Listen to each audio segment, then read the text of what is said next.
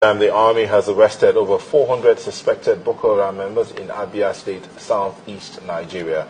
They were apprehended along the Enugu-Port Harcourt Expressway by soldiers attached to the 144 Battalion in Ukwa West local government area.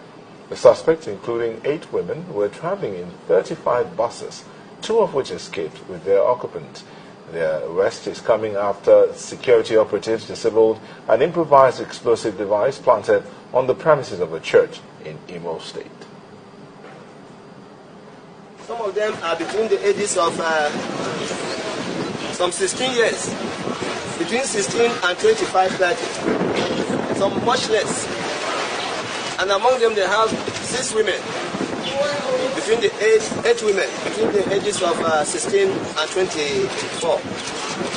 Now look at these young men,